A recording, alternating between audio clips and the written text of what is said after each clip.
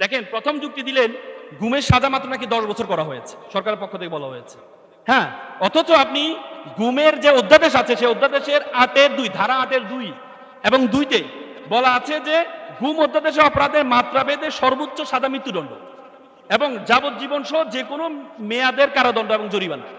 অথচ ওনারা আমাদেরকে বলছেন যে ওনারা মাত্র 10 বছর করা হয়েছে, এই জন্য ওনারা শক্তভাবে আইনটা করবেন, এই জন্য ওনারা এটা বাতিল করে দিন।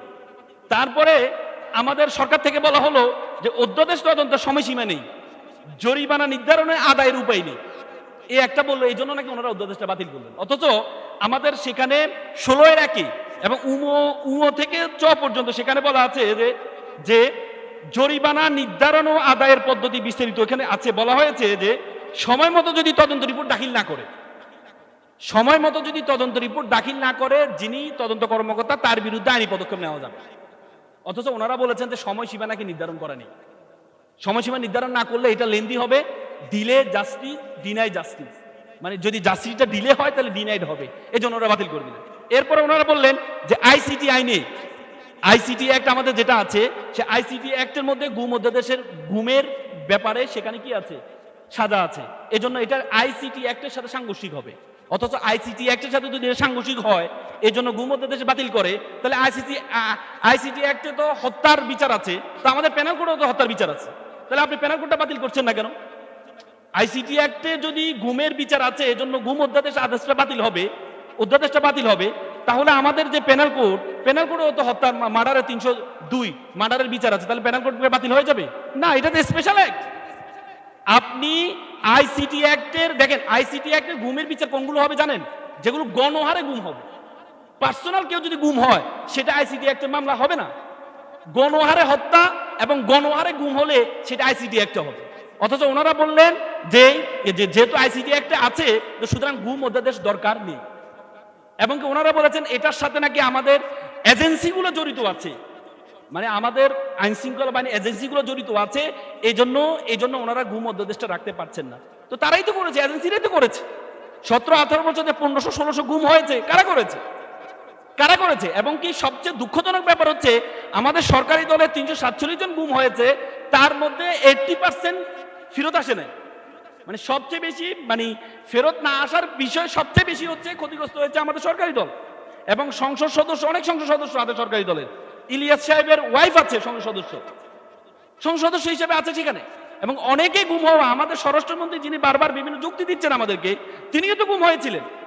তো সুতরাং ওনারা বলেছেন নিরাপত্তার খাতিরে নাকি ওনারা বলেছেন যে যদি দেশীয় নিরাপত্তার খাতিরে কাউকে করা যাবে, গ্রেফতার করা যাবে। তো আপনি যদি দেশীয় নিরাপত্তার খাতিরে, আমাদের স্পেশাল পাওয়ার একটা আছে 1974, সেখানে তো আপনি 6 মাস আটক রাখতে পারবেন, তাহলে সেখানে কেন আপনি নিরাপত্তা খাতিলে আপনি আটক রেখে তো আপনি গুম করে ফেলবেন?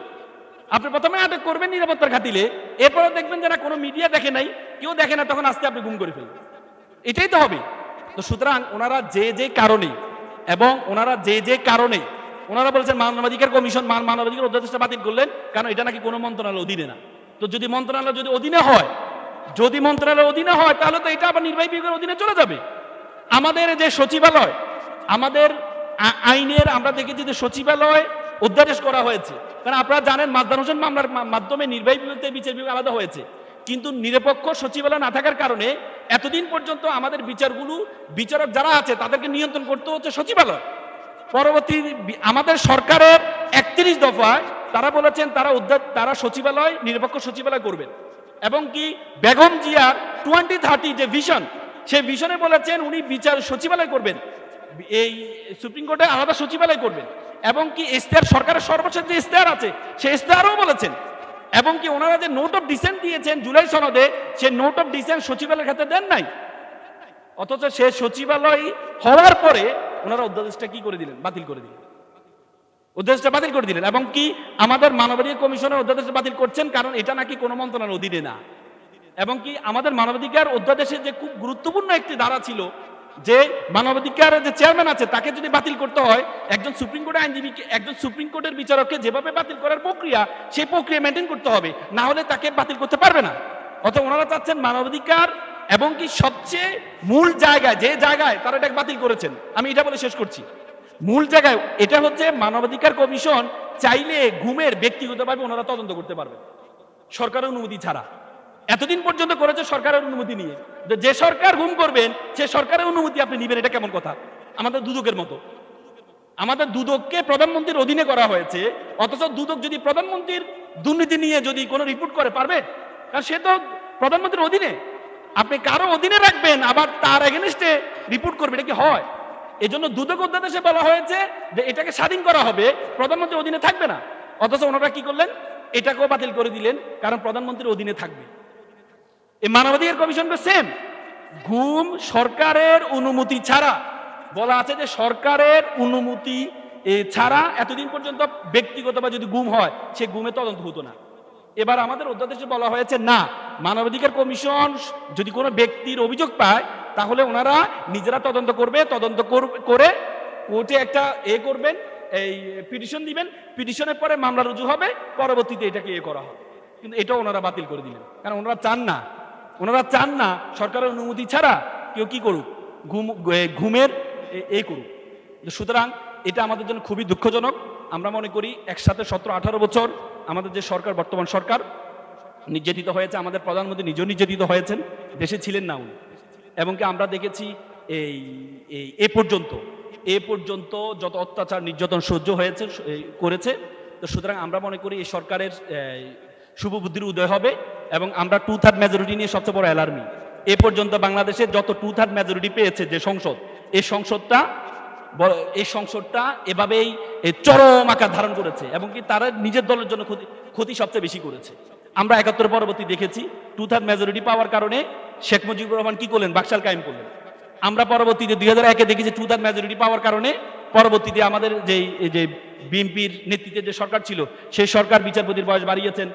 এই যে পরবর্তী 1/11 যেটা হয়েছে, কেন হয়েছে? 2/3 মেজরিটির কারণে, এবং কি বর্তমানে আওয়ামী লীগ সরকার যে তিনটা ট্রাম করেছে 2/3 মেজরিটির কারণে।